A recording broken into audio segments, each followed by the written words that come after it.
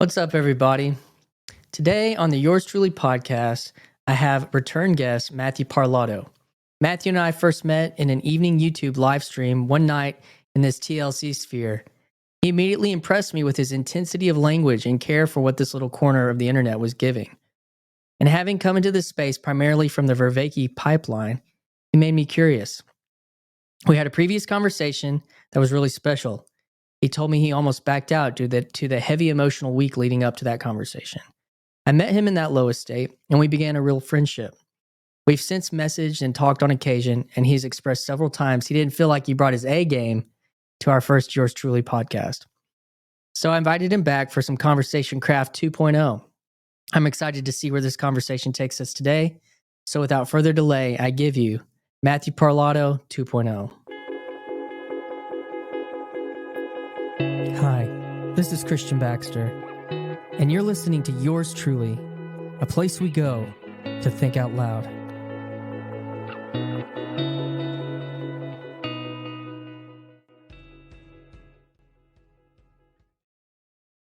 And we're back. What's up, buddy? Hey, man, how are you? I'm great. I'm great. Got a bunch on my mind and had a good weekend and can actually kind of pick up on some of the church community stuff we touched on time before and just a bunch of stuff we've already been chatting back and forth with each other about. So Yeah, man. So I was like, last time we talked, you were really down. And we had some emotional moments in the conversation. And, I gave you my number and we started texting a little bit. And you'd hit me up with some really fun, like, hey, have you been thinking about this? Or, oh, let's look at this biology or information theory.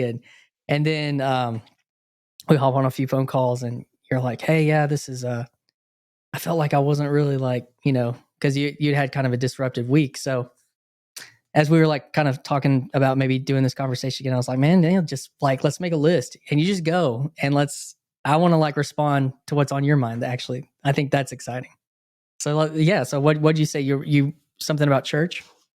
well, just to tie into some of the church community stuff here in Midland, I've been just going to a few different churches. Like I think one Sunday I hit three different churches in the different services. So I'm doing the total Christian thing with just like trying to really absorb and just dive in. But and then there was also I jumped on a live stream with you and said I'm trying to date this chick, which that's kind of fallen to the side. But then so that was another church that I was attending, and I kind of have a little comment about that with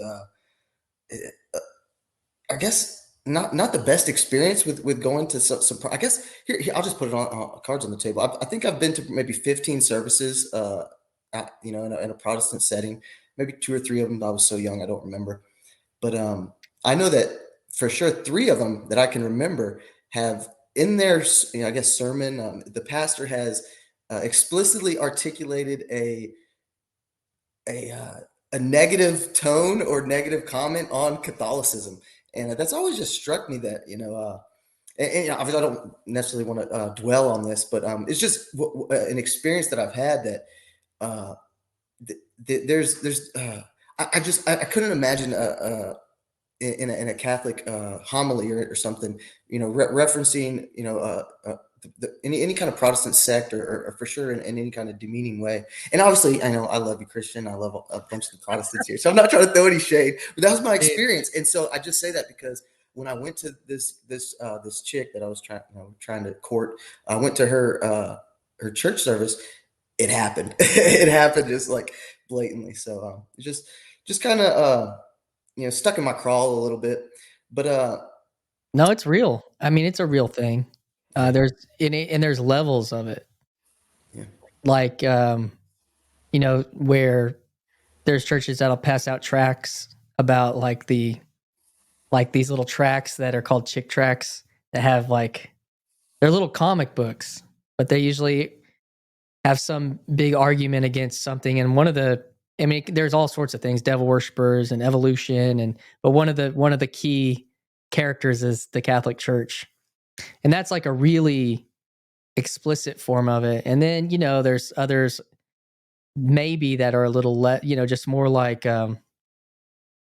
Harmless. Well, yeah, just I don't want to say any of it's harmless, but just that it's not as ingrained as like a foundational principle to like they're operating like certain independent fundamentalist Baptist church, like Catholicism as like as like an arm of Satan is kind of like almost like a pillar Mhm. type thing. And then there's others that's just like, yeah, Well, they're all about, works getting you to heaven and purgatory. And they're like, it's more of like a doctrinal mhm, undertone, not like a malevolent mhm, entity. Does that mhm. make sense? Like, there's Yeah, kind of yeah, like, it's more of a critique, more of a yeah, critique. And I can totally understand that. And we've relationality. We've developed a friendship, and so I take that 1,000%, and I trust your opinion on that. But yeah, I will say, this time, I'm a 34-year-old grown man. It was just an interesting. It was just an interesting experience, especially. Um, the chick I was trying to court, she wasn't too what is it, stringent in her sect. I think she was open. I think she was, when she went to school, she went to Catholic schools, and she's from Africa, so she speaks like 3 different languages and stuff. And the missionaries over there started schools over there. But I'll say the other references are, when I'm a 13 and 14-year-old young man, visiting a friend, and the Bible Belt. Look, here we go, voice cracking. Yeah, man, those comments. They obviously have stuck with me. yeah. So that's Well, I go ahead. you know, there were nuns and bishops at my wedding at First Baptist Church in their habits and in in the vestments. And Mhm, there were some comments at my wedding. mhm. Yeah, there you go. That, I'm sure that didn't feel great, to put it lightly. Well, I didn't hear them directly, but Okay. you know, Well, when you once you had, um, yeah, the other, just to put a bow on this and we can move on, is just, it reminds me of that rebel wisdom trope of, the Pageot, of, if and obviously, nobody's trying to push anybody out of Protestantism. And again, the PVK wisdom, they changed the world. We're all Protestants now. But it does go to show you, and I think, man, you can really extrapolate this onto some funniness on the fact that we all are Protestants now. And I think this goes into like what I confused as assertionism, but I think Luke calls it confessionalism. And I think maybe I was just confabulating. I think it's kind of a similar coalescing of notions and ideas. Um, but if you're centered around protesting something against something, it's still that co-identification. It's still that, yeah, yeah, you're going to have comics that are always, pointing at the other, pointing at the Catholicism. yeah, that's Just because to, that's what that's ultimately, and that's why it would like an ultimate form of that would be making it completely evil mhm, versus, mhm, lots of critiques and jokes about the different culture, mhm. like the levels that we're talking about. And so, yeah, like I think that sometimes when I would hear the word Protestant several years ago, it would mean just like it was identified more about what it is in my mind. And Yeah. now I probably identify it more about what it isn't. Well, and I think there's probably, again, just to, they changed the world. We're all Protestants our own way now. I think there is, a balanced beauty. I'm struggling with words there, but I think there's probably a balanced beauty that you can find, equilibrium there. But I think, just like you said, if you take it to that full extent, man, I mean, now you got a little 13-year-old boy who Mm. feels attacked. So Yep. um, Yeah. yeah. And Okay, go well, ahead. I'll add just, that was, I mean, I've told this, like I've lived now as part of a marriage. My wife would tell me when we first got married, like even at her Lutheran church, the Lutherans were making fun of the Baptist, and it was like, and she, about that age, she was like, I don't get this. This doesn't feel like what we're supposed to say we're about. It's Well, maybe something else more ultimate. She even recognized that then, um, and so that's because she was, and then she ends up dating a guy that's goes to First Baptist Church. It's like, yeah.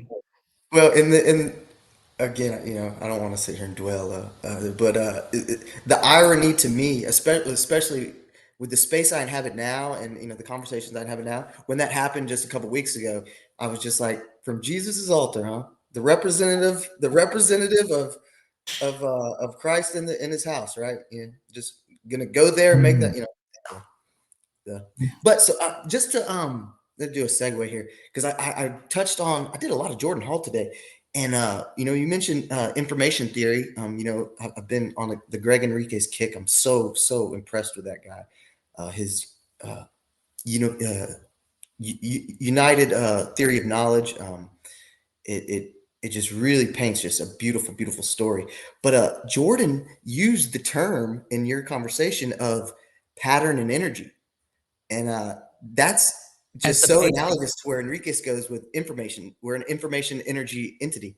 And so that really struck me because at the end of the day, if you're not recognizing, and I think I went into maybe on a live stream with you or something, I think I touched on, as information as discrete patterns. I mean, that's what we're kind of identifying that. So that really just hit me today when he went there.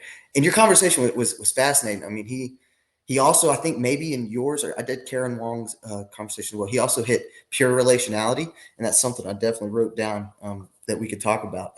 This is the book I'm reading, and maybe we could start with a quote from the book Yeah, dude, about go pure for it. relationality. Pretty impressive stuff. So this one is just give me just maybe 30 seconds here. So it says this is James Filler, Heidegger, Neoplatonism, and the History of Being. I'm still stuck on it. I haven't finished it yet. How does this work if the first principle is understood as relation?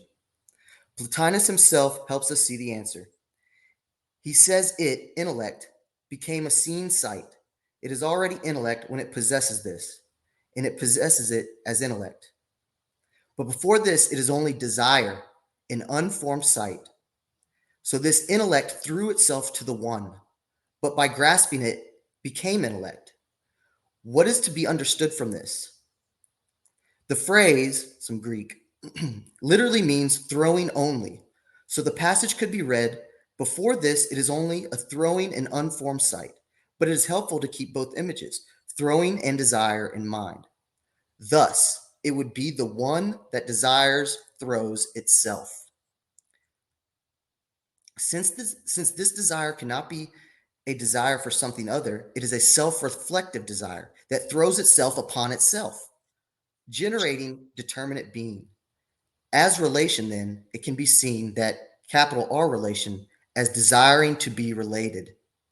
That is, desiring to be itself, turns to itself, and in doing so, generates determinate being, that is relato. And then one more, it says, here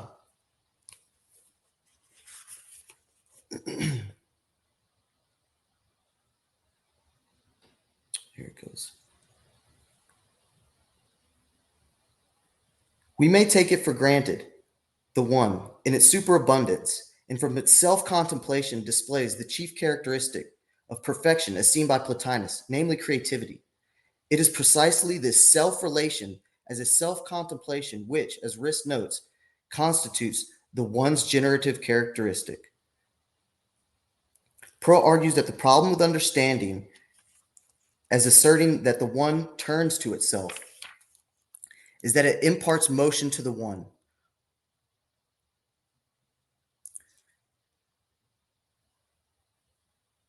To say that the one turns it to itself, however, does not impart motion to the one if understood correctly. And basically, I kind of drew that one out just for the understanding of pure relationality, and the image that comes to me of this I have this diagram. I'll maybe get to share it with you one day. I really want to detail it out. But this Neoplatonic kind of spiraling pyramid on that the first movement, the first instance of the one is a movement, but a turning on itself. So it's a relation of wanting to relate to itself, and you could say a la and the Trinity gets tied up right up in here. I mean, that's where the Neoplatonism comes and in that relating for relating to itself sake becomes the pure relationality. And when Jordan Hall said that, I can't remember if it was you or Karen Wong's conversation. Like I said, I listened to both of them. Man, it just hit me. I was like, man, I got to go find where the book talks about the one turning on itself, and as that is the first move. Um, I think it's also kind of, we get into this the quote goes, I think from Richard Dawkins, any organism has to be a microcosm of its environment. And one of the things I talked to you that we could talk about is the self, because we've both had ego deaths, and Mhm. the self uses the ego as I think kind of a symbolic structure, an archetype.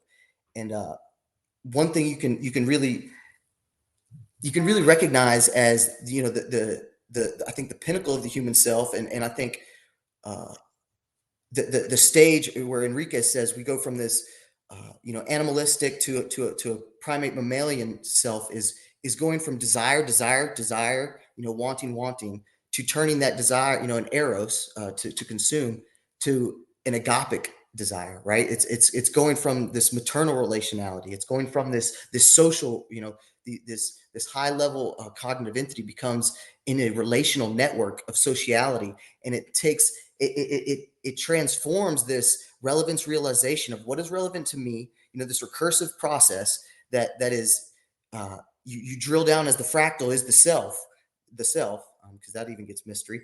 But you invert that and say, I have the mother is the fathers would be a good one too, but the the naturalistic obviousness of the mother is, no, how can I now be relevant to this? How can I self-sacrifice?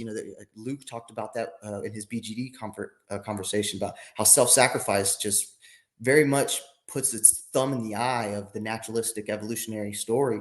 And anyways, Enriquez just paints that beautifully. And yeah, I just wanted to Well, kind of throw it the in there. thing that, because I mean, the book for the quote was, well, it was, I didn't have as a lot to reference to reference myself in, but Mhm. but as you started kind of distilling that a little bit, it made me think of the verse, "Love your neighbor as you love yourself," Mhm. and that we on and then you took that into the difference between eros and agapic love, and that kind of framed that for me as sometimes I grew up in a culture that, love your neighbor, we got to be a missionary to your neighbor, like love, but it's like there actually isn't a great framework for what it means to love. What does it mean to love yourself? That almost sounds counterintuitive to an idea of self-sacrifice, or to an idea of, um, but what does it mean to sacrifice for yourself Mhm.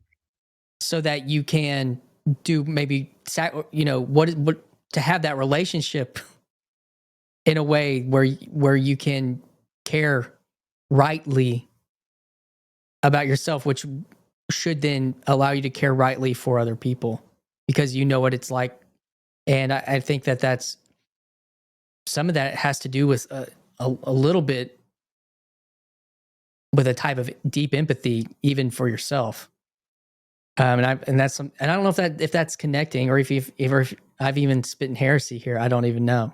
No, I think it's messy. I think it's really Yeah. messy. I think this was something that I had to construe when I was in my Buddhist days, of this proper selfishness as recognizing that what I would want would also, what I would want selfishly would be for the good of the world, at large, the other. And but it takes a certain construal of that, where I think Christian, and I think we touched on this maybe last conversation or in a live stream, but I think Christianity really puts that just explicitly. It just kind of makes that a fundamentality of just like, no, here is the move. Now where I'm saying it's messy is because you said it starts with, I mean, it's the notion of put on your oxygen mask before you can help someone else put on the oxygen mask in the airplane, right? It's There can be a you can kind of spin out on self-sacrifice towards like, no, go put on all the oxygen masks, right? Go put on all the oxygen masks. So I think there is it gets blurry there on that. you do have to have this baseline of, love, care for yourself, empathy for yourself, befriend yourself is a Yeah. real wise notion I enjoy nowadays. Um, but I think it's where it's this both and, because you're doing that so you can offer, so you can serve others, Yeah. right? So you can And be in that this subsidiary. then that was the conversation that yet in subsidiarily bottom up, person out or something. But in my own story, when I lost all respect for myself, was that you had to, when you rebuild from the ground up, you actually, and you think that you're just a piece of shit. Like there's like you are, or I thought I was a monster. You know, like how could a person do this? You went right where I wanted to go to. And so that was, and then how can you love people out of that if that's where you stay, or that's where you find yourself? You can't. And so you have to be able to, in a certain way, look at yourself and be like, you know, I mean, when I'm when I made a D in college algebra in my undergrad, and I'd kind of gotten to a place where in that first part of my life where, I was pretty good at other things. I just had resigned that was just not going to be something I was going to be good at. I actually failed it and then took it again and got a D. And when I went back to this community college, because of that, on my transcript, I had to take a like a CLEP to get into college algebra. They weren't going to let me in.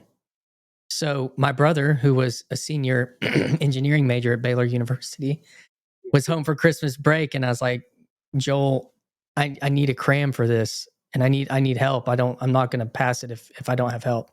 And we worked for 24 hours just over this little study guide worksheet. And I get in, and I pass it by like 2 points. And then I get into college algebra, and it was probably my first test going back to school. And I made an 84. And I ended up getting an A in the class, but like I had nothing else to be proud of in my life. Yeah. Yeah. And so there there does, like, the relationship with yourself does matter, I guess. That relationality, and that's, is that pure relationality or something, obviously. Or, in a, I think it's a microcosm of it. I think it's a micro. yeah, I'm a big fractal nerd. I don't think you escape it, brother. yeah, The other part I wanted to say, and I 1,000% agree with you. I can relate so much with my life choices and stories. On that journey out in jail when I was hadn't discovered Buddhism yet, but was really working on a lot of street wisdom. Just asked myself for the first time, what the hell do you want? Had that clarity. I yeah, remember I articulated once as, an exhaustion of the left brainedness. I had to surrender to an actual embodied, holistic uh, stance and plan to navigate. And it was what do you want? That was the basic question. Um, and it was to I got nephews and stuff and a niece, and it was to be a good uncle and to mm, them. And then I got real brave and asked another question. I said, "Well, man, what if you could do that? Then could you do some more?" But I say all that because a lot of that street wisdom, and this is all going to come when I talk to Chad, because I'm going to get into the dirtiness of how I really got to TLC. But have y'all not done that yet? no, I think because of the email exchanges, I think I got kicked back for in the line, and it's fine. It is what it is. I mean, it's gave me a lot of time too, because yeah, he's a popular guy, man, and Yeah, because I mean, I'm really, I got some stories, man. I'm really trying to reflect on, how much do I really want to just pour out on this little community, and really just, how much raw vulnerability do I want to expose. But we'll see it. But my point with that is, you know what some of the liberating notions in that was this, and it's going to sound like self-pity, and it's not. It's this nobodiness. It's this. this emptiness. It's this surrendering to mistakes. So it's kind of a version of a humility, but from where in the place I was at, it was just a recognition of I had to reinforce that ego death. I had to make sure that ego, like the voice, here we go. You do something to me, Christian. We go to a place. But I told you I wanted to talk about this topic, so maybe it was me. But yeah, I had to really make sure that my little street philosophy was that ego was never going to get back. Hmm. One of the sayings is I'm the worst. I'm the worst person. I haven't met someone worse than me. And so, I can hold that trophy up for TLC. You're not going to find, nobody has to worry in TLC because I'll take that title. Dude. In my life and my choices and past, it's public record and stuff. You can go look. It's I earned that title ashamedly. But here's what I want to show, because I agree with what you just put out. But here's the mystery. And this is why the self is, this is why reality is mystery. And Enriquez gets into that too on how we took the relevance realization, this recursive notion, and went from these raw symbols of this super primal primate mammalian entity, and then started to develop the more symbolic syntax of language and articulation, and we're able to dialogue and inquire into these, not only have these symbols in these experiences, but then to start questioning them, and to say, why alpha? Why are we going to go chase that gazelle? Why aren't we going to go do this? Or what do you mean by we're going to take this method of strategy? And as soon as you can see that, you first of all, you see that the abstraction of, and this is just basic Vervaeke stuff, that the the cognitive abstraction of the spatial dynamics of moving around gets abstracted into the metaphorical cognition of how we even cognize and abstract about ideas and symbols. And then we take that one step further to, now it gets taken up into how we move and navigate through problems. And once you get to the problem space, we all know it becomes combinatorial explosivity, and that's when it becomes the ultimate mystery, because and this is also a spins on the fact where I think the modern scientific materialists have this notion of the answer, and I think that's inverted. I think that the super sacred, the ancient sacred notion was the unknown. It was the question. I have this little line, I can't remember how I wrote it, but is the question or the answer more important? And I think you can meditate on that for a good year or two. Because Well, I don't know if the answer is as important as the that question. makes me think.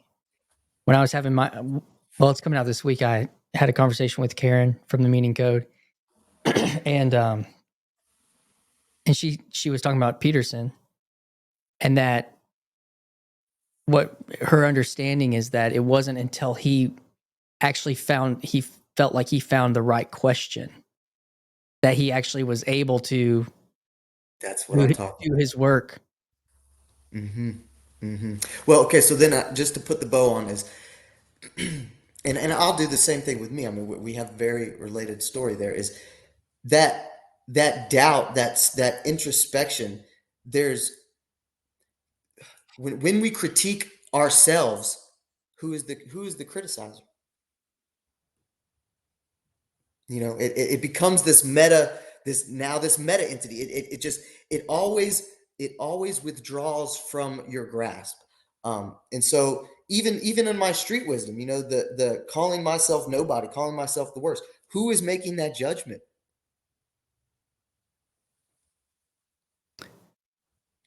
That's interesting. It kind of makes me think two things. One of the in my Christian book is sometimes the idea of Satan is referred to as the accuser. That's what that makes me think of. And that's actually what it makes me think of. Then, of course, some version of self consciousness, something like that. Yeah, But and I think the articulation I'm putting on the table there is, it again, it's just to highlight the mystery. I mean, it's just to sit there and say that you can identify the aspects of yourself, but then there is the identifier. There is the observe. Well, I think Vervaeke calls it the observing self. And so you can. It just goes back to that Zen. It goes back to that inexhaustibility thing. It goes back to you can always take the step back, and you can never get the you can never get the entirety because of the combinatorial explosivity of even oneself. The other thing that you just reminded me of the accuser is I think a big rub for us Christians, or at least for me as a young, I say young Christian because I've just only recently taken this stuff seriously, is judgment versus discernment. Yeah. I think you could really meditate on that. Luke, Oh man. one of the things I wrote down was Luke blew me away in that BGD conversation. He represented TLC so amazing. I relate to his story and his intellectual path so much. We have so much in common there. And he made the comment, and he's so much more biblically literate than me. So he almost Me has that too. extra step for TLC in my opinion on that, because he was able to just cycle through those. And he said that Jesus came not to judge the world, right? And then it's like, okay, so if Satan's the accuser, that accusing is an implicit judgment. It's the judgment is done. And but we are supposed to discern. And I think that the end of that is, the world has already fallen. I'm here to save it. I need not to judge it. And so I think there's something of discerning is an embodied in the moment, you know, ideally, a radical humility of, here's how I see it. Here's the cards are going to fall. Let's see what happens. Where I think judgment becomes this very self-centered, right? Especially self-judgment. I mean, that's what I was doing in that jail cell, and even to say, those steps were probably necessary on my path. But I think there is I think it goes to the end of the spectrum that we probably want to avoid as a gross judgment. Well, one of the most I'll pull my little bit. It's funny you mention this because if there's a part of scripture that I've looked at recently, seeking answers, not just for like a devotional type reading of Psalms or something, which don't hear me and think I'm some that I do this all the time, but I've tried to be more consistent in different seasons. But it's like Matthew 7. It talk, you've probably heard, maybe even street talk, like you better get the log out of your eye before you try to get the speck out of mine. That's Jesus talking about judging somebody. And then it goes on right after that to say, and beware of false prophets and beware of wolves in sheep's clothing. Right there. Discernment, Versus, judgment. I think so. I think Because that's I think that's 1,000% accurate. because I think that was what I was trying to parse in that, because I was dealing with You just gave me something. chills. I was dealing with something in my life and in relationships, and you could imagine that it was pretty heavy if that's where I was landing.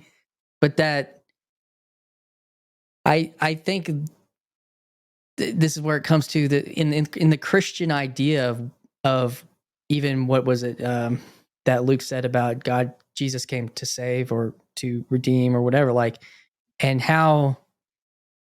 And I will say, there's, to tack on to the idea that there is a second, judgment day or something. I'm not a eschatological end of days guy, but that's also, there's a piece of that in there.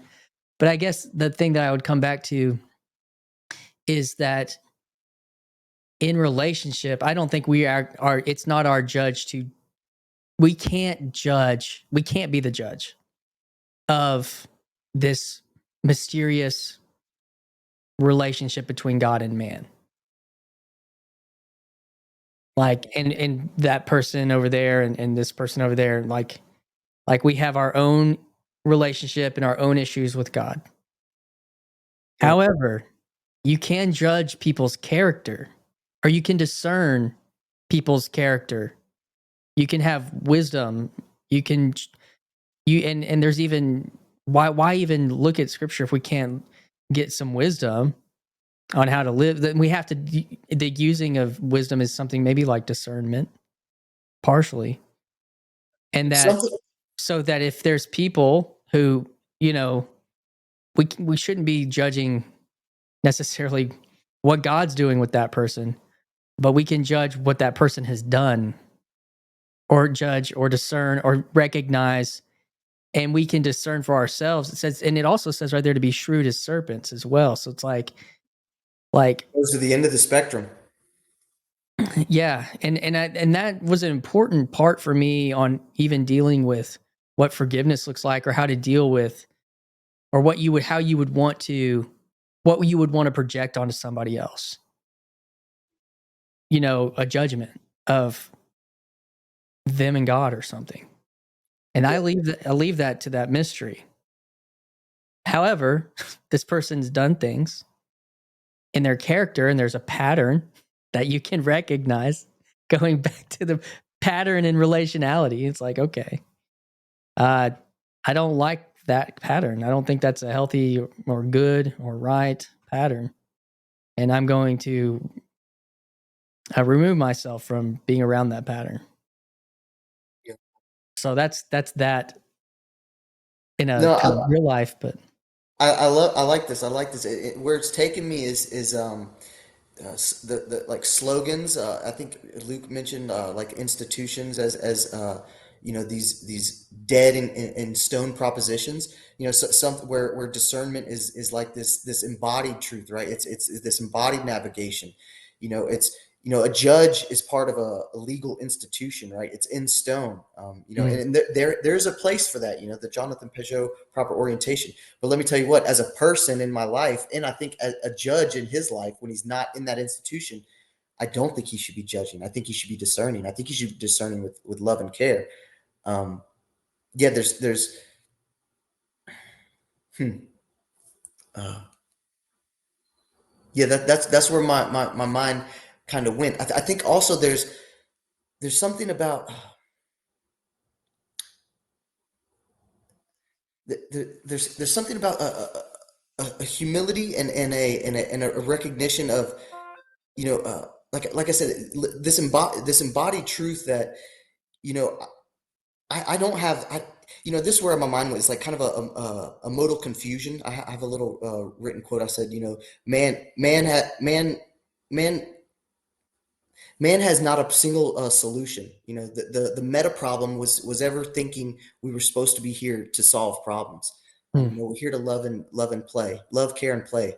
Something like that. I think I just butchered my own quote, but the point is yeah, I think a judgment is this solution, and I think we're supposed to be continuously in this metaxu in this cosmic tension of caring and discerning. Which, and some people might hear the last 20 minutes of this and be like, man, there's just semantics right there. But I think no, I think that and that's why it gave me chills when you said that about the biblical literacy that you have, because I think that's where that hit me, was that Jesus just put out on what we're you know thousands of years ago. He just said, like, no, judgment and discernment, and by the way, here you go, they're real close, and here's the yeah. relevance.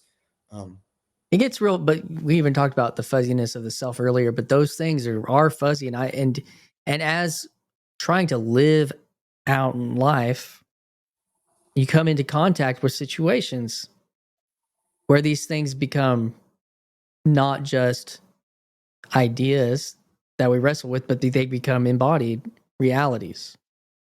You know, and that's another kind of,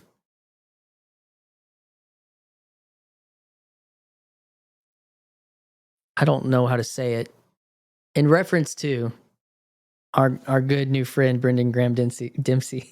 that's where I was going to go. That there's a there well, this wisdom's real, and there, and I settle in this. Might I be able to find that same wisdom from the Buddha? Maybe. I don't know, because I don't have the combinatorial lens big enough to know. That's exactly where I was going to go.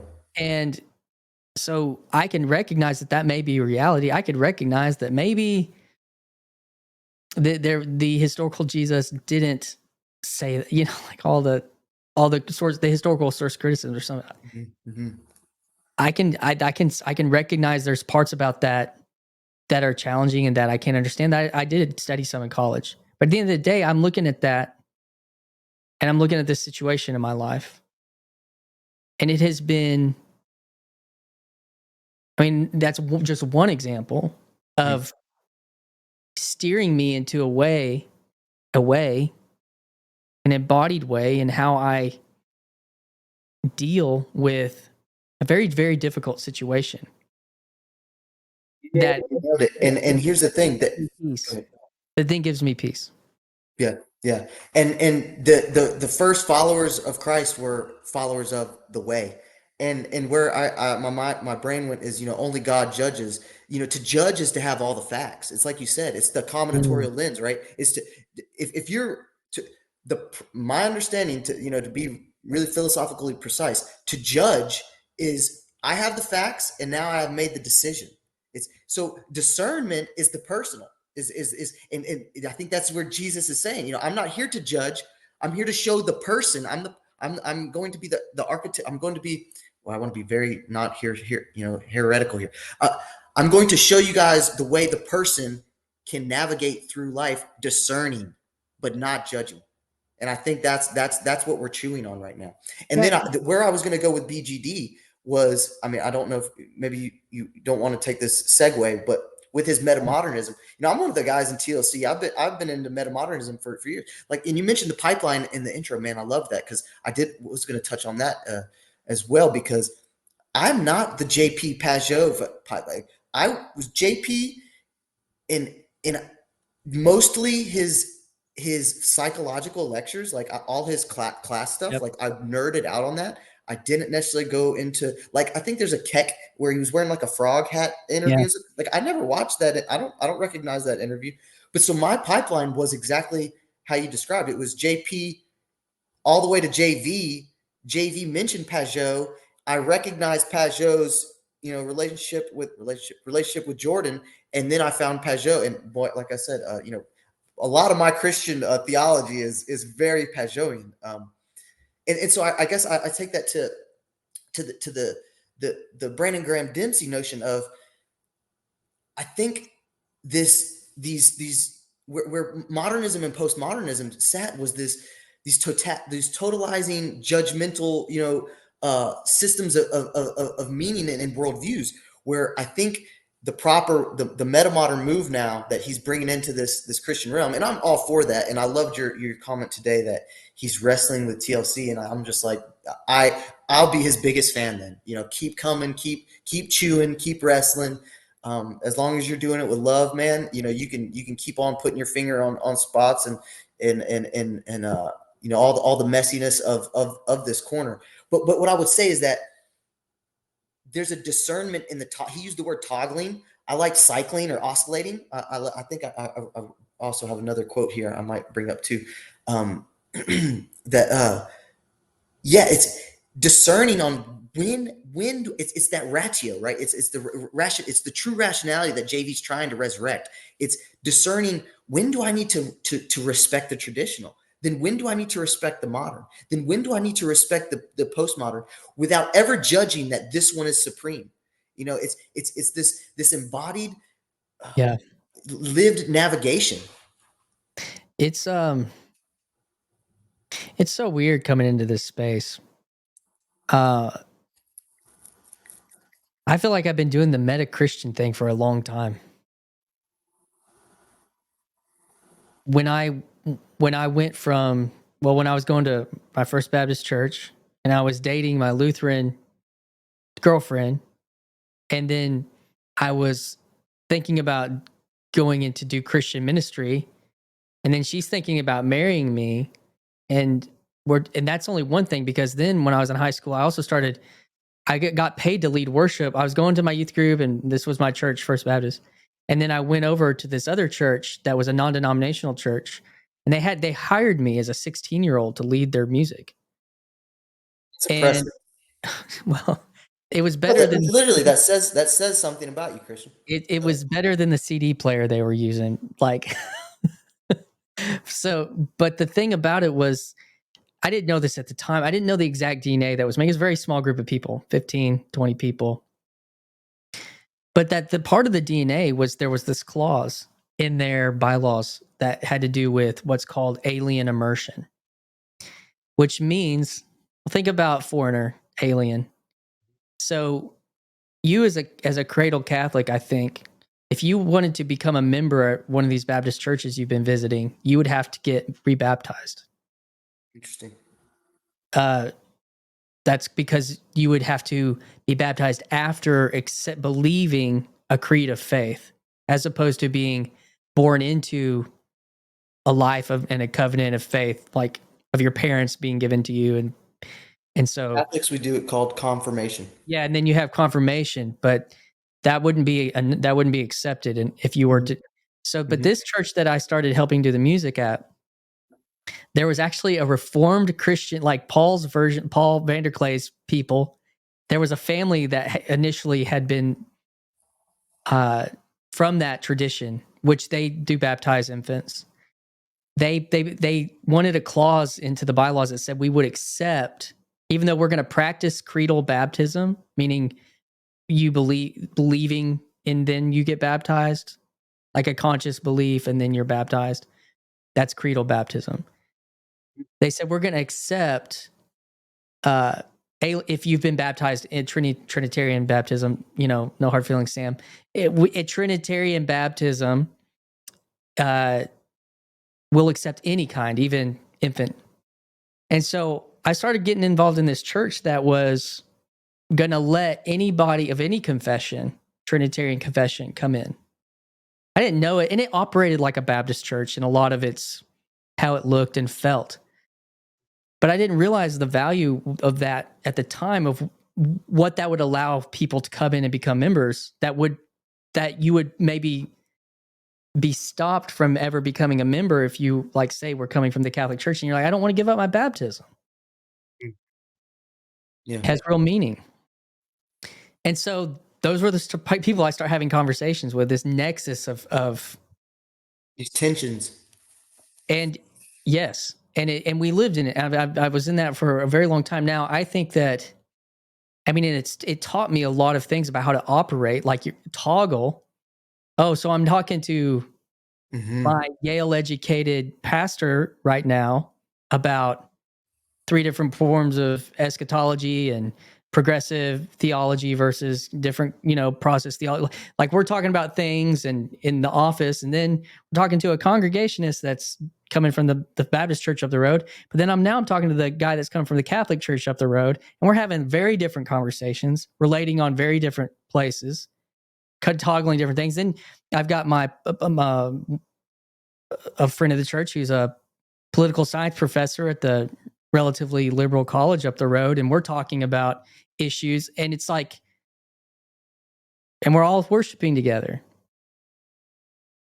And so that, to me, that's just what operating in that space has in the Christian sense, has felt very much at home. So whenever I start like whenever I kind of get spun out of it, then I'm kind of like, some of these things have to land. I even have to land for my life and and for my family. And you can't just operate in the meta space all the time. And like, and you have to like, and that's where the rub, I think, that I still have with Brendan, which we had a great interaction today online. It's when I say rub is just like I can't wait for you, dude. Like, like it's not gonna happen. Even if I wanted to, which I don't feel that way about the meta religion. I think there's a both and here. I But think there's a both and here. Go ahead. I'm saying, like, I want the confirmation, or I want, the practices that exist, the ancient practice, Stability. yeah, and the relationality of the church, and even like pastoral care. That it's like, this is the other thing. Well, I was just going to add like the idea, okay, apostolic succession as the idea. Do you know, are you aware, know what it means? Help me, help me. Pretend I'm ignorant. All right. It means to some degree that the person that gives you communion can trace their ordination as a priest or pastor in some high churches back to Peter. That you're being given communion by someone that is in the line succession apostolically from Peter. Very Got it. Catholic, but even in the Eastern Church uh, and then even in Lutheran churches and Anglican churches have bishops that were Yeah. still being installed. So what I'm trying to say is psychologically, I think I desire having and operating in that. I don't know how it works. I can't make that judgment on if somewhere along the way that got broken or everyone's got an opinion about if their church is the true apostolic. It's like I kind of don't care, and this is the meta part of it, but I desire that framework. Man, this may just be so empty and such a platitude, but what you just described in that 3 minute, that is, I think you just did your obviously your version. That was so human. Your story right there is so human to me, and this is why I think it's a both and I want to tag in. I'm gonna risk of being wildly arrogant here. TLC. I think TLC can be, and I think you touched on it today with the BGD text you sent me that TLC is going to be good for him. Like this is where he needs to be. And I say that Brendan, because I'm I'm not sending talking that back. about you. Brendan, I'm not talking about you. No. Yeah. We were texting about you. But here's what I want, because I want to turn that back to you. And I think it's obvious. And I think if once you hear that TLC is good for you, I think TLC is giving you that stability is not the way. Security may be better. I bet I I feel like think you it may feel have something to do with respect. respect. Okay. Okay. For something that he had that had to die for him. And he's had his own forms of resurrected faith and connection to Christianity. Uh, I don't want to say just propositionally, but I think that for his, because he keeps, he wants to have I think he may want, I'm just talking ideas about a person. I don't know. You're kind of an avatar for something. And I think he knows that too. It's like we all kind It's a of symbol. operate. Yeah, we all kind of operate as avatars for Protestantism and Catholicism, like we kind of, we do operate as these avatars. So, We just showed you you can't get to the bottom of the self. so, so Brendan operates as the meta avatar. But I want to stick it back on you, Christian. I think I was trying to use him as an analogy. As I think you're opposite. You're epitomizing. You're exemplifying this cosmic tension, this human tension, this metaxu, this man between the liminal space. It's you said that you've been dealing with meta Christianity. My little tagline in there is youngest of five.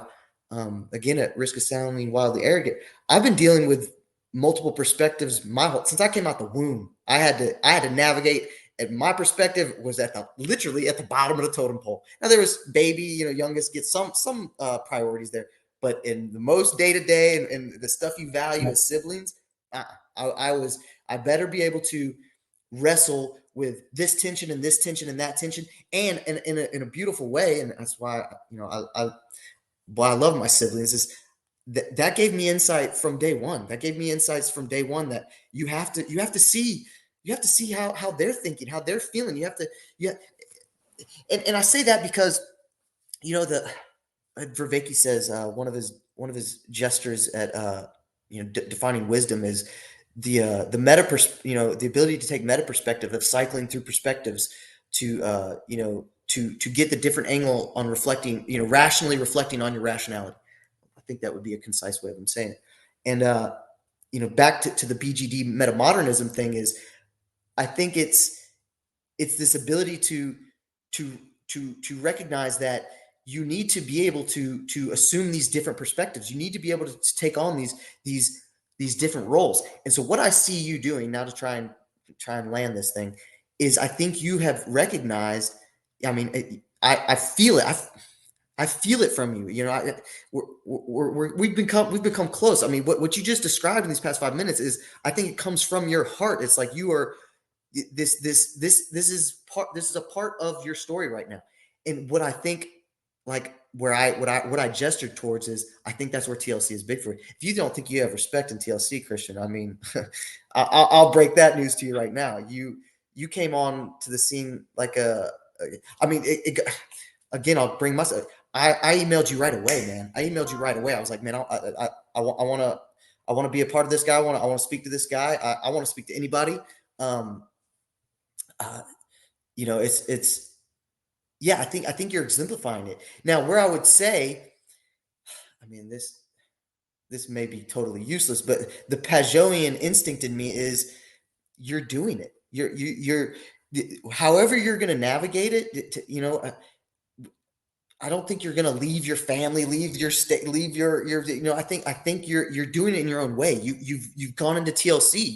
You're taking on, you know, you have your candle, right? You have, Not to know. I'm sure you're raising, Keep going. I'm sure you're raising your children in a manner that is also, yeah, there you go. That is They're also, all they're all dead. it's, hey, it's okay. It's okay. But the sentiment is there. Yep. And what I'm trying to get is I think the wrestling is, I think you're right. I think you've been in this meta Christianity for a long time, and I think this is just the next stage of it for you, right? Is you have these tensions that you know, you that respect that I guess I went with security. I like respect. I you know, it's, you know, I think where my brain goes to is, you know, I think Protestants can kind of get be a little bit of the punching bag here, and, you know, ha ha ha, I opened up with, you know, kind of a little screwball critique, but it was from my heart, man, and it happened. It's been on my mind, and like I said, we've got a good relationship. But I felt like I could broach it with you. Dude. Yeah, and so I anyway, I go ahead. barely, well, I guess I'll always represent Protestantism in a lot of ways. I guess maybe I'm probably not as much representing evangelicalism anymore, but I think I'm still probably going to represent which is downstream from Protestantism. But yeah, Mhm. that's kind of the case. Well, and I think that the paradox in there too is, again, I mean, this is gonna be the third time I say it. Protestants changed the world. We're all Protestants now. It's like there there's this there's this ubiquitousness that makes the the respect, you know, it's hard, it's harder to see. It's thinner, but yeah, I would just say, you know, ha ha ha. I respect the hell out of you, and I respect that you're chewing and wrestling with that, and that you're caring about these tensions and these facts. And then I'll go further to say, I've got all the trust and faith in you, man. I think you're gonna navigate it as optimally as you can. You're gonna raise that family as optimally as you can. You're not gonna. You're going to avoid our, you know, some of the past mistakes that you've identified, and you know, I can totally share in some of the gnarly silliness I've taken a part in. And and so yeah, I mean, I think being in this space, I think, you know, the caring, you know, Heidegger's Dasein, you know, being is caring. I think you're caring about the right things, man. And so Well, I think you'll be all right. it was definitely, man, when so I just had released, I think, my first conversation with Jordan Hall, and then there was the Brendan conversation. So I was like on his conversation with Jordan, and then Pete had PVK like a day or two later, and it was super spicy. Like the tension was super spicy, and so I mean, that was why I reached out to him, and I was but I was, because I kind of I kind of was like Paul, where, well, what I felt like his conversation with Jordan was kind of like testing Jordan's confessions more like, and then with Paul, it was kind of to talk about the history, like the historicity, or like literal or actual resurrection. That's where they kind of got into the weeds. And That's the one I didn't enjoy. you what? That's the one I did not enjoy very Yeah, much. it started out a little bit adversarial. And then so I stole the randos from Paul, even though like I got the fraction of the views, but I went ahead and was like, I want to know, because I was like, I think I kind of know you, man. Like not in like a I've got you dialed in, but like we share a similar path, and we came out different. Um, you know, and I think that I he's like, no one's wrestled with these ideas. And I was like, man, I think I know that I was at least exposed to them, because in my comment to him, I texted him and said, I was like, have you heard of Luke Timothy Johnson, who was a Yale professor who taught about the Jesus Seminar, which were historical criticisms, which I had to look at in my undergrad. And then I actually had to, my church history was, the textbook we used was written by an atheist. So it was like, and I was in a conservative Baptist liberal arts college.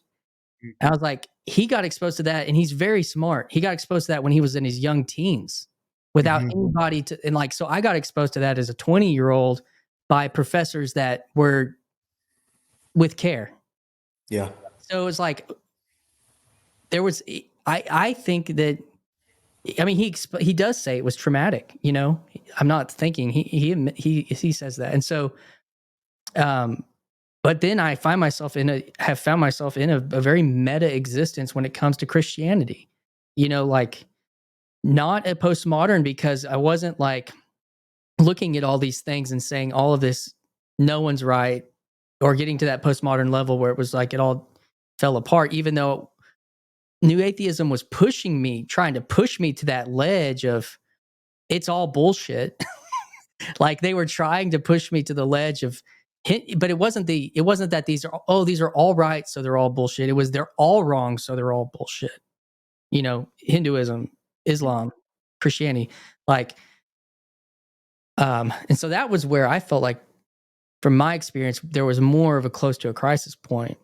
So we have had different experiences, but the difference was that I landed in stayed existing in this explicitly Christian space, and but in one that was, well, I'm going to toggle into being a Baptist at my Baptist church camp, and then now I'm Presbyterian on Sundays, and when I go to Thanksgiving, the Archbishop of such and such Catholic diocese is asking me to pray for dinner, for the Thanksgiving dinner. You love him. Yes, I respect him, and I'm like, you know, so that there was just that was, and it wasn't for me like, oh, I know they're wrong, or I know I'm like, I'm the one that's like, I don't know if I'm right, you know. It's and so that's why I didn't feel like, I felt like I wanted to have a conversation with him about more about that experience. I loved your conversation. I loved I thought, and I think you nailed it. I think you guys had so many relating points that it was bound to be a good conversation, and I enjoyed it greatly. Um, I just want to try and maybe tie some things back Yeah, together. go for it. Is that go ahead? No, I think we can this liminal space, that's what keeps coming up to me. I can't remember if it was you in a time before that you said you identified with that a little bit, and I think that, man, I think it goes back to this self. It's like, to say you are this one entity, this confessionalism, this is assertion of an identity, right? It's like, I am this. It's like, no, we just 30-40 minutes ago, we just went into the self, and that who is identifying that you are this. So it's always this step back. You can always peel this thing back. And so it, I guess I'm just trying to offer my friend comfort that it's like, again, it just reminded me, so human, brother. Like, so human and relatable, that we are this metaxu. We are this critter in this cosmic tension. And it's here's also what I would say is that, I think, however you became aware of that, or if you didn't come so aware of it, but we're still trying to navigate it. it's like I think that I think that uh, that speaks deeply of you. I think that's why I'm drawn to you, man. It's why I'm have taken a liking to you as a friend, and I think it's why you're excelling here. I think it's why you got right in and fit right in TLC. It's like I said, I don't know if that was so explicit in your mind that you were always in this meta Christian tension, but the fact is you were dealing with it. Um, the the other kind of notion, unless you have something to. No, I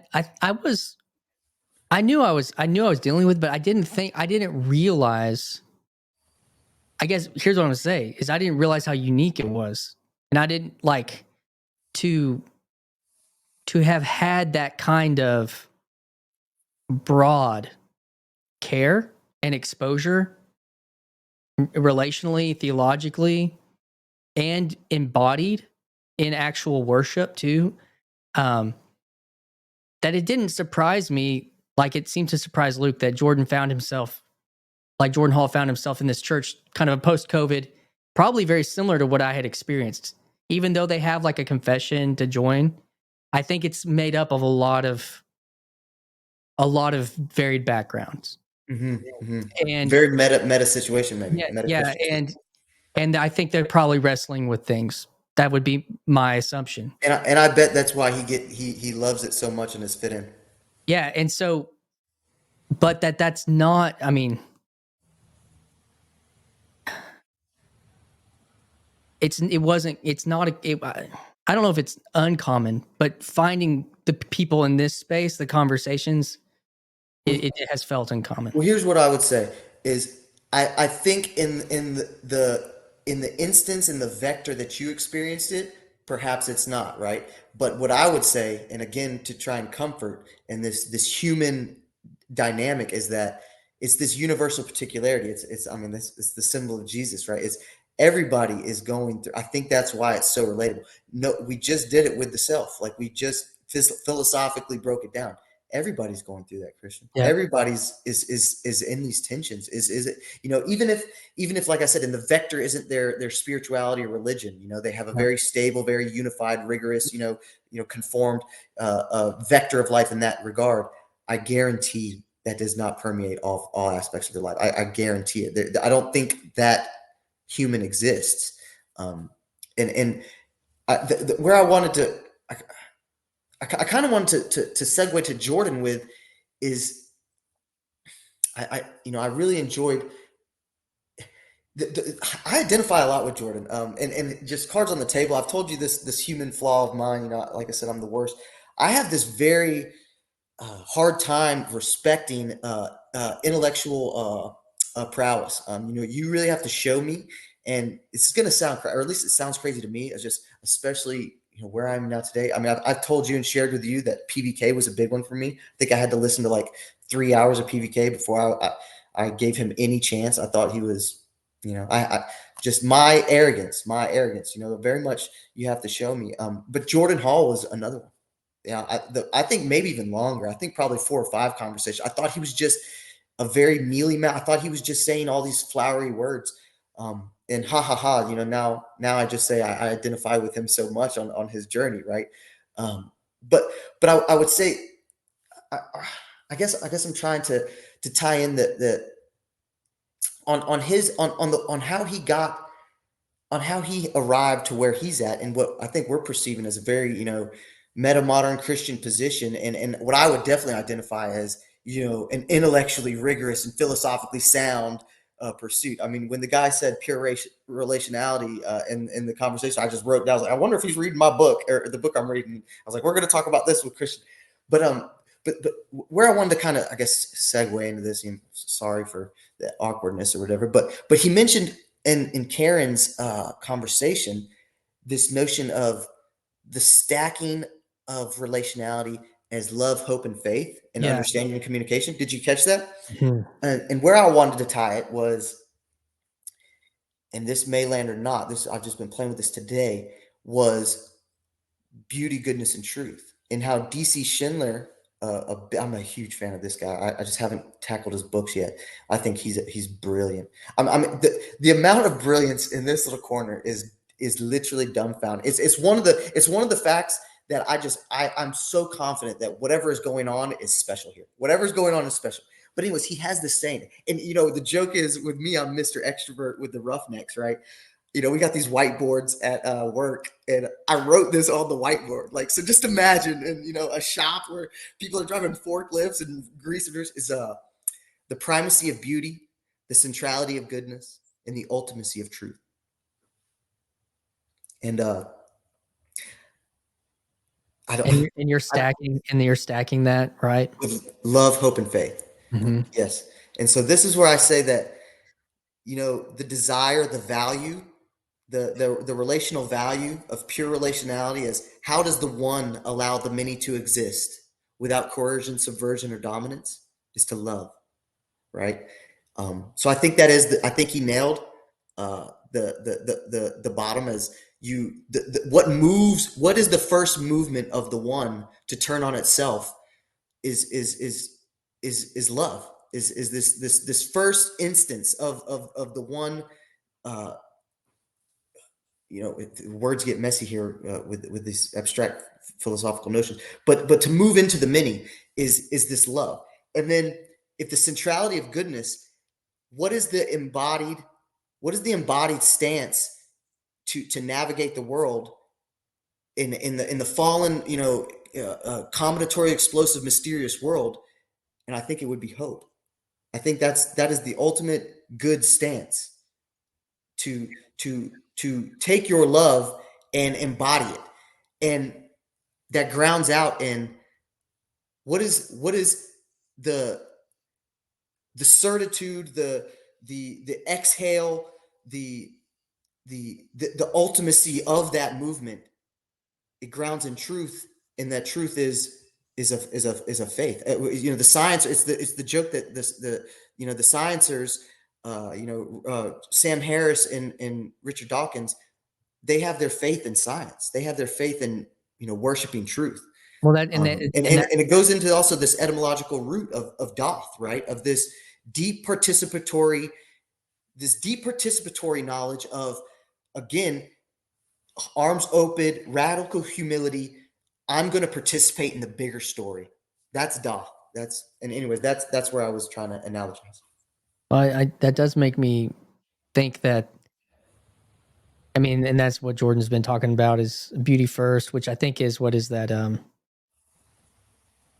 For the life of the world, is that the book he references that he got that from?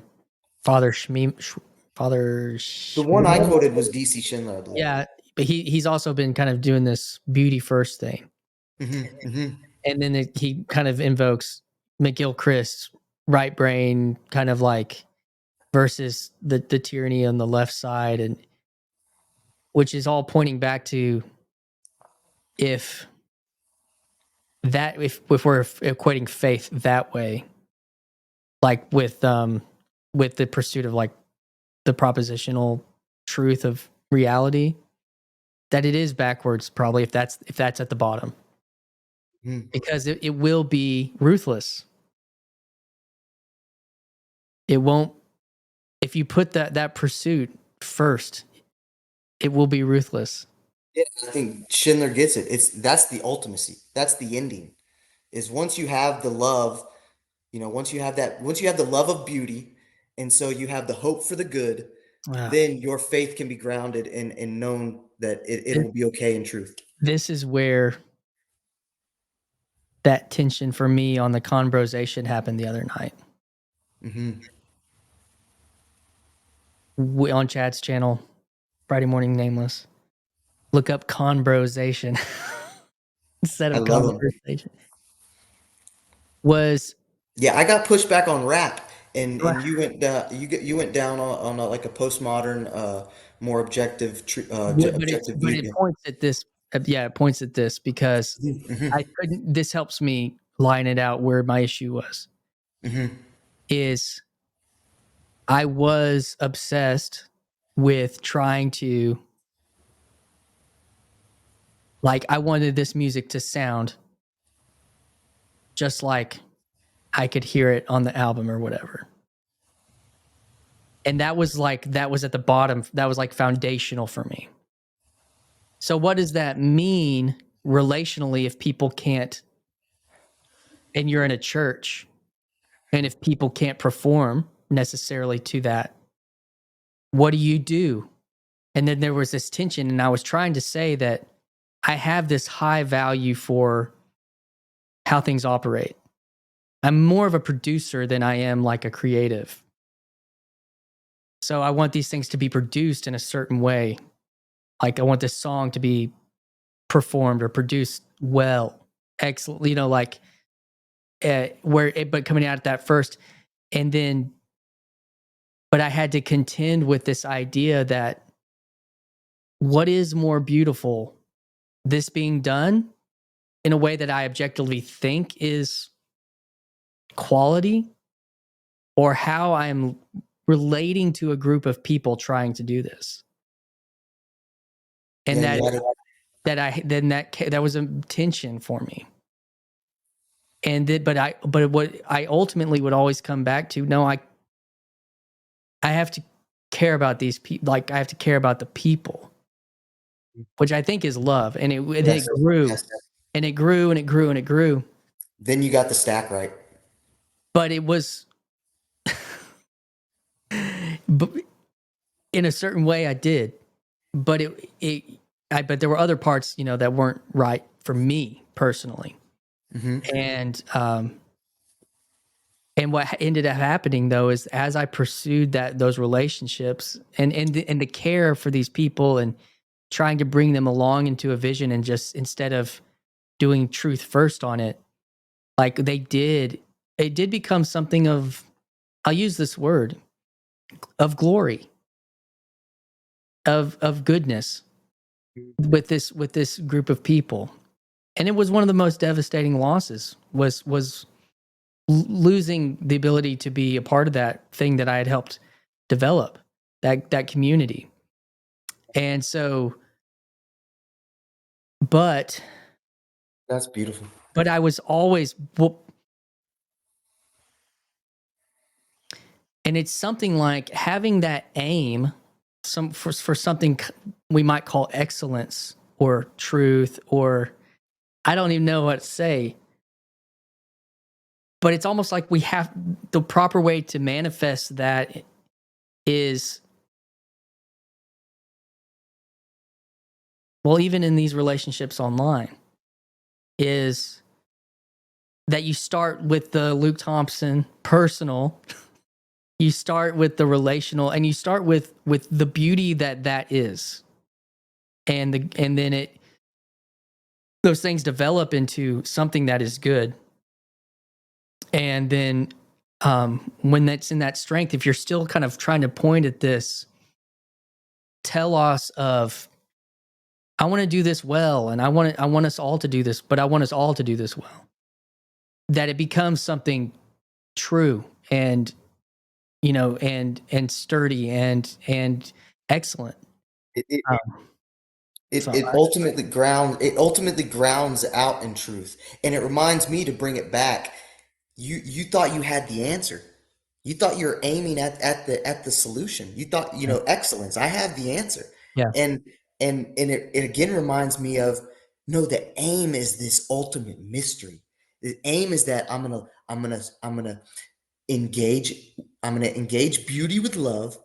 I'm going to have the hope for the centrality of goodness, and in that, the aim then will ultimately ground in truth. That's how it's stacking in my mind. And I think you just, man, that the last 5 minutes was so beautiful, Christian. That was, again, just so relatable, so genuine. And then you took it right out of my brain, you little, because you said it, because you brought it back to TLC. And I was like, man, that's exactly right. That's exactly right. If you think you've got the truth here, if you think this, I mean, I don't want to beat up on him, but T. Grogan's has the answers here, right? yeah. And boy, is he not the freaking, does he not stick out like a thumb? Is he not like Mr. Outlaw, like, right? Like, no.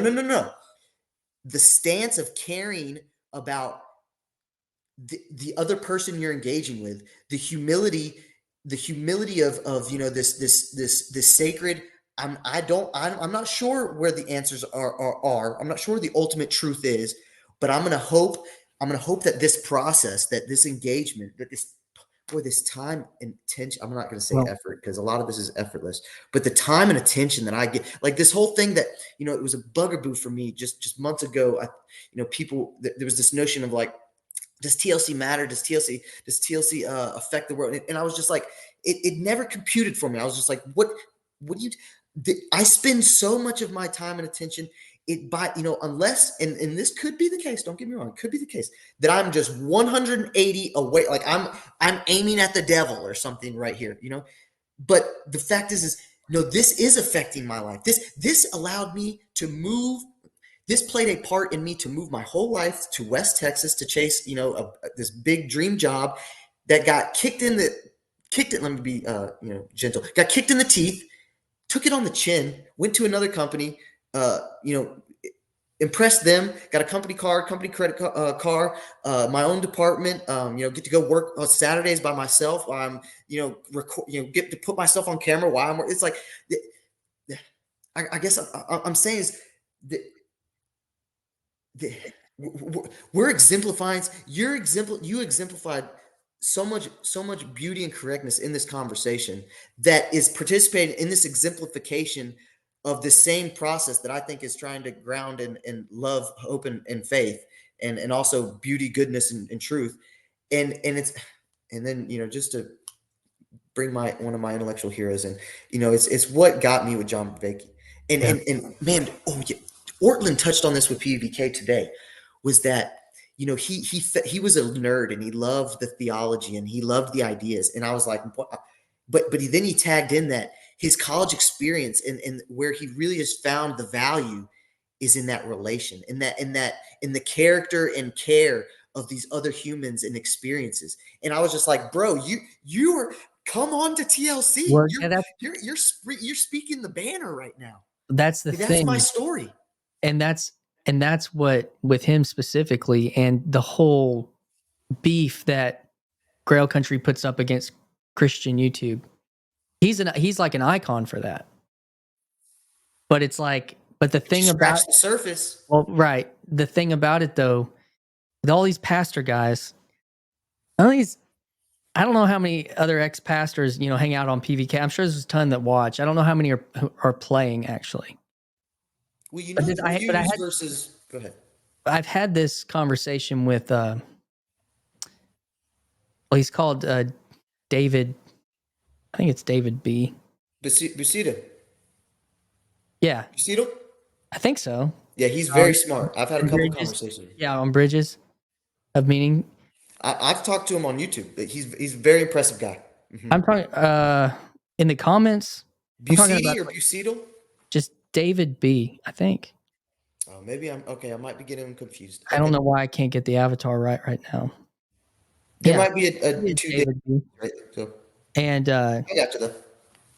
well, he commented on my Jordan Hall video, and it was this long comment. I didn't even know, I couldn't even take it all in. And so I reached out to him because we'd talked before, and to kind of get clarity on what he was talking about. And the thing about like what I released one of my last videos that I made that was kind of a creative clip. Loom was like this TLC-nius thing. And Jordan Hall was talking about this project that a guy he knew, and it was talking about the scene. And I'm just sitting here listening to him explain, and at the same time, there was all this conversation about, is TLC a thing? And then the sociologist comes in here, is like, I want to study the TLC, and it was like, and I lived out this really specific niche of music, of watching a scene develop when I was 15, of the actual emo scene, not the screamo scene of like My Chemical Romance, but think about 10 years before that.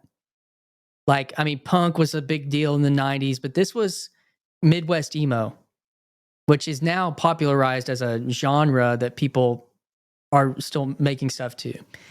But like I got to be kind of watch it happen in the being kind of in the Midwest almost. And a lot of them were kind of Christian kids that were not playing Christian songs. They were just writing love songs, but they're using like electric guitars, and like Dashboard Confessional was kind of birthed out of that. But he was in a band before called Further Seems Forever, which was like an emo band, which was made up of like a hard rock band before, and they started doing. But it was like, okay, I'm seeing this happen. And I could probably only do that because I like jumped, like I dropped in, like I had such a I wasn't in it. I hadn't been in it. A month, like me looking at it a month or two ago was me looking at it for the first time. And Would you say you had any lurkerdom time? No, zero. Wow. I've seen Paul Vanderklay though since 2017, but I only would watch his Peterson stuff. And Yeah. then, and probably in 2020 when Peterson got sick or was dealing with the addiction and stuff, like I kind of fell off of that. And then it was, I would randomly watch his stuff just, tacitly. And then I saw a Friday morning stream like the weekend before I hopped on here. I'd never seen that Yeah. until 3 months ago, 3 or 4 months ago. I see what you're painting. And so when I dropped in and I saw these channels in this scene, like it was very clear. It was very, very clear to me what I was like. I wouldn't have called it a scene until I listened to him talk about the Scenius thing. And then it's obvious. And it was crystal for me. And I was like, well, and I belong here. Like, because Yes, I've you been do. listening to the same bands for the J- I mean, JPQ.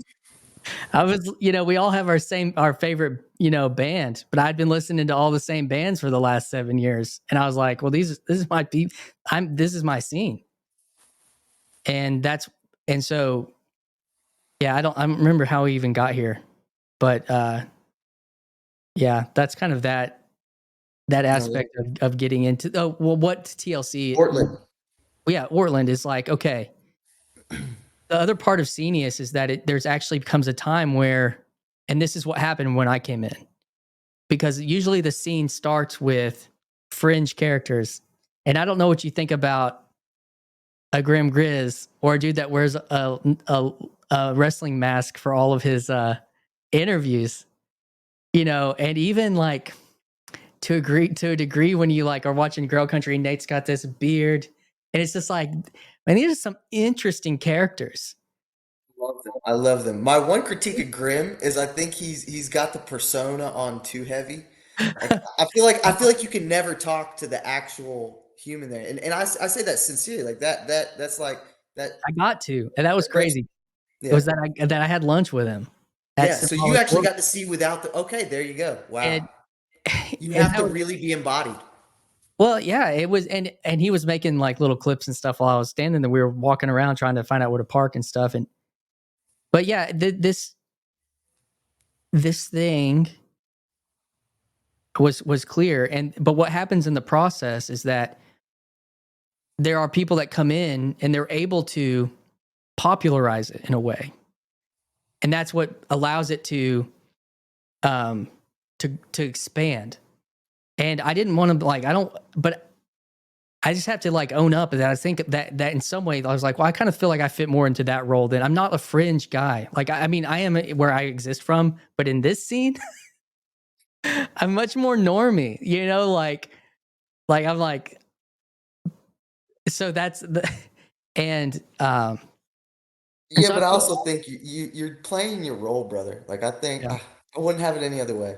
Wouldn't have it any other- And just one more comment on the Grizz thing. I think he's been in online spaces a lot longer, so he has a lot more wisdom and maybe cautious or cautionary yeah. perspective on it. Because I just want to be gentle. I love Grim.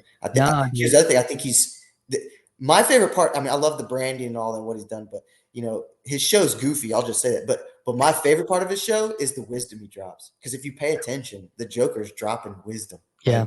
Like when he does have like a real notion to chew on. Yeah. That was, I mean, it was funny because I think I don't know, you can call it whatever, uh, divine, or what do we call these encounters when they're Providential. Yeah, something like that. He was the first person I saw at Symbolic World.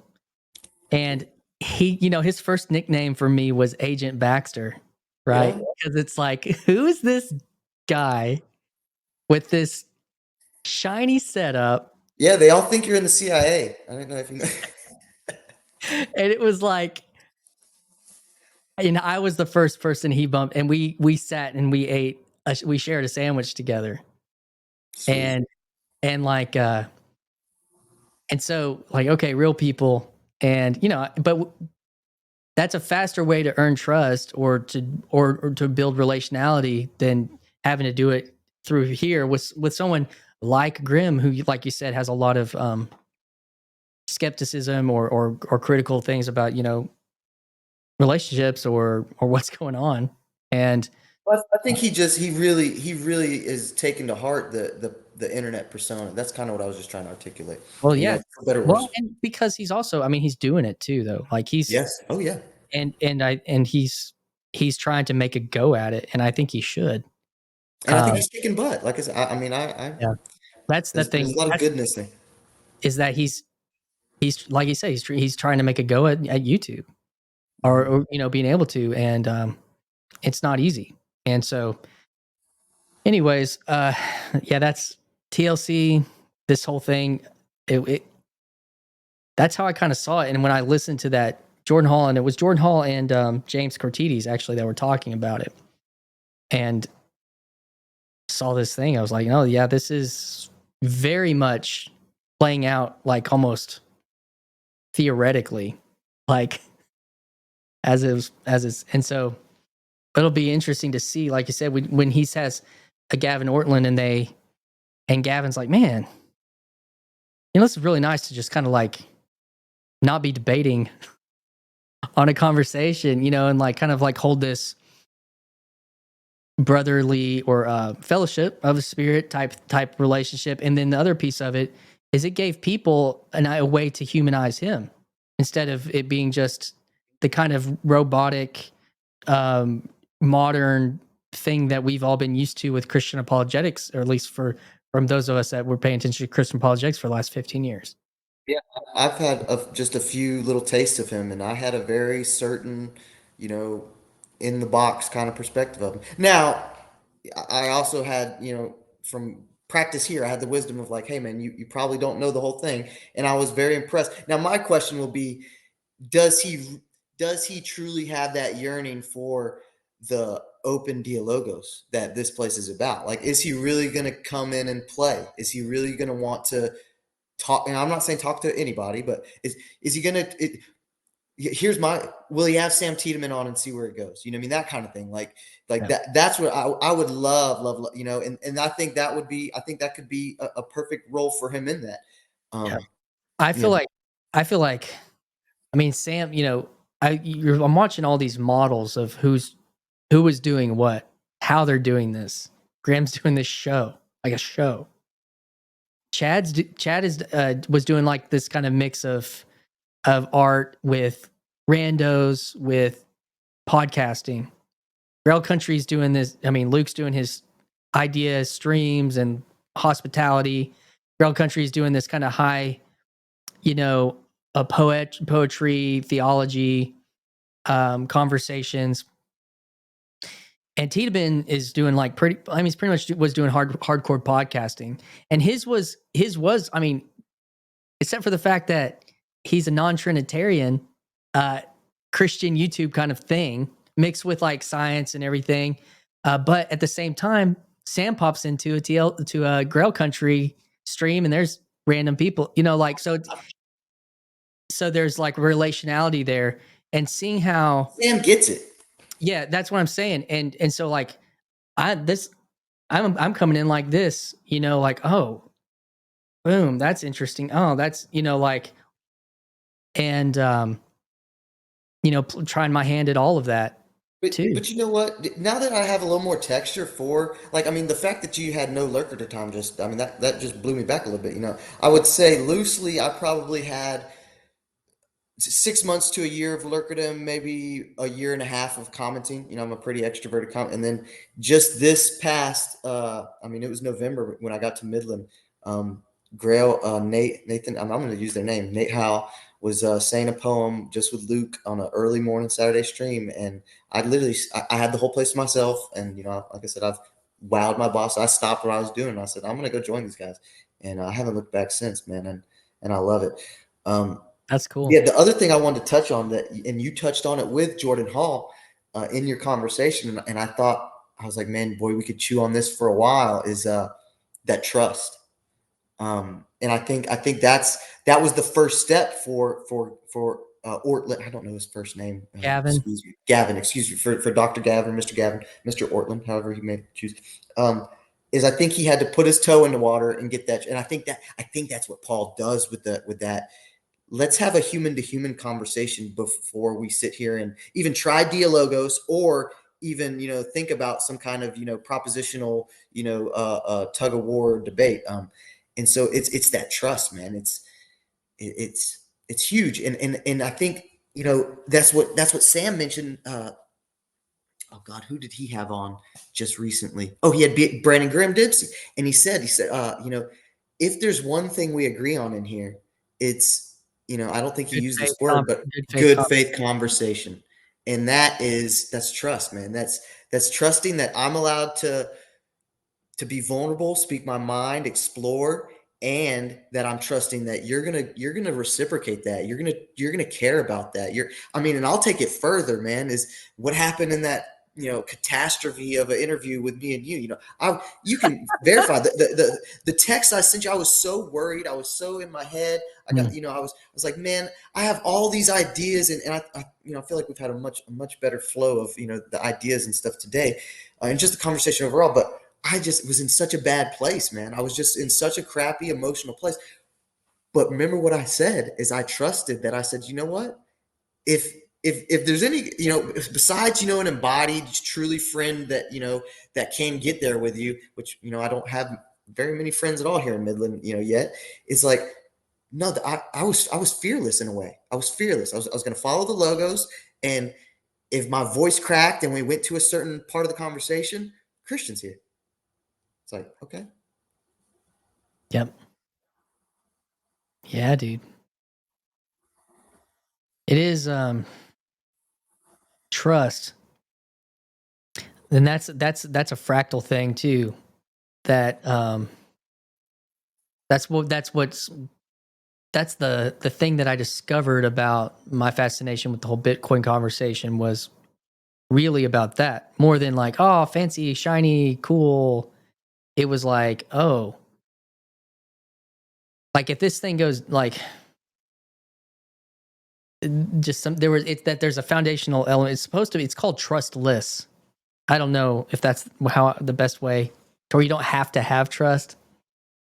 So I don't know if that's like, Was you talking about Bitcoin with the ledger and yeah, yeah, yeah, yeah. yeah. I've actually recently heard pushback on that you know yeah, I don't want to get into the No, weeds, you and can't. I'm not too knowledgeable on it. I understand the technology. I think the technology is there. I think I've heard pushback on the people criticizing the infallibility and the security of that ledger, Hey, and then, like I said, a lot of it's above my head. A lot of it's above I my think head. that's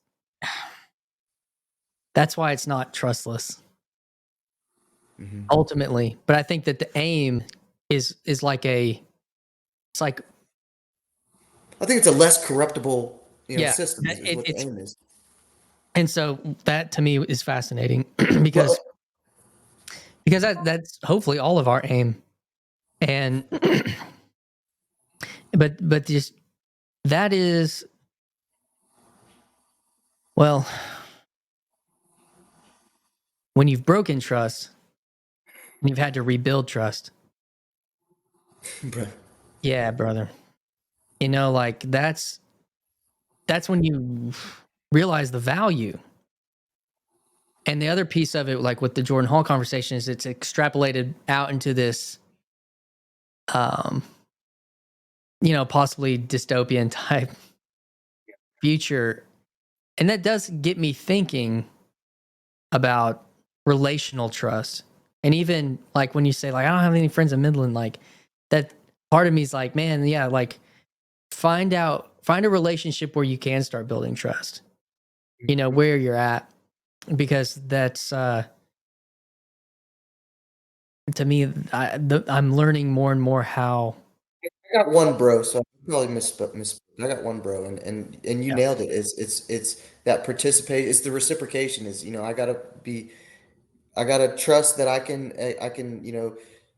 be more myself and vulnerable with him, and trust that that I can try and progress that friendship forward. And then the other thing I would say is I think there's just this implicit principle. I don't think you get around trust. I think you either have trust or don't, but the trust is there. It's Mm. the principle of trust is ubiquitous. It's whether, and then where I step back when you said rebuilding trust. And the I have a big brother. Uh, I love my big brother. I'm a little brother. Um, and he's a biomedical engineer, and started his own company. Took him about 2 years. And by the time he was done with that, trying to cure diabetes, his degree was obsolete. So he just picked up software engineering. He's a millionaire now. So yeah, he's an impressive dude. And in the throes of my life, he didn't speak to me for 10 years. 10 years. But man, when he finally spoke, and I got that trust back, it's like, yeah. What do you say, Matt?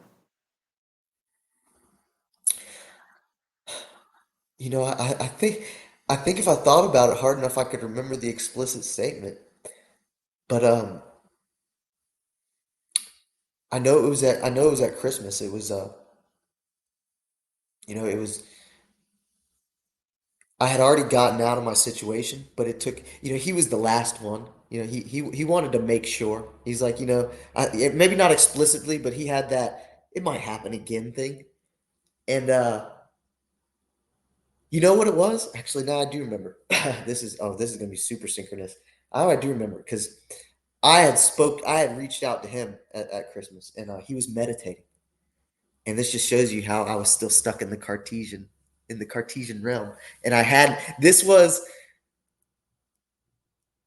2 weeks before this happened. My best friend had showed me an Alan Watts video thinking it was a self-help video and thrown me into Buddhism. But I hadn't gone all the way yet. And so 2 weeks later, I go home for Christmas. It's 2016 Christmas, and my family is like, this is all going to be in the Chad stuff. And my family is fighting. My sacred family that I've just pissed away. Excuse my language. You Mm. know, for 12 years or however it was, Yep. and now they're fracturing. Political propositional toxicity is now breaking my family, and I'm just sticking my head out in life as a 26-year-old, and I'm like, what is happening? Um, and so, anyways, Mm. I wake up and my brother's meditating, and I ask him, and these were the first words he said to me. Yeah, I asked him. I said, "Hey man, are you doing that for your physical health or your mental health?" And he said, "I don't see the difference." And then about a week later, I stumble onto YouTube, and there's this golden Buddha statue on this super cluttered desk with this bald jack dude. And I'm like, oh, I know who Joe Rogan is. I think I've heard about that stuff. And then 2 weeks later, I see this professor with bald, or blonde, kind of thin hair, going about. Uh, I can't remember the exact spiel he was spitting, but even that didn't catch me. That one didn't catch me. I had to go back and find out it was Jordan Peterson going viral. And I can remember the yellow striped uh, collared shirt, but yeah, that is what I'm glad I had to think about that for a second. Yeah. That's a pretty big statement.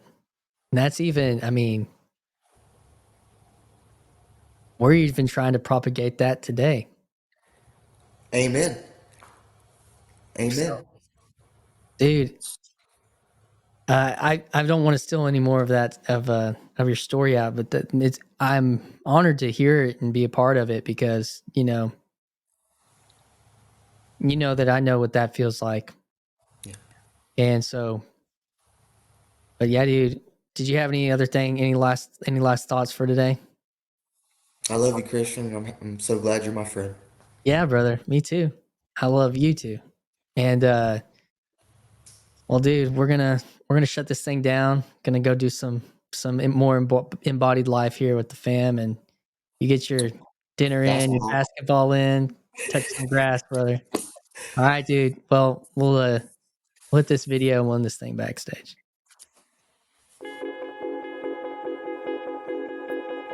Hi, this is Christian Baxter, and you're listening to Yours Truly, a place we go to think out loud.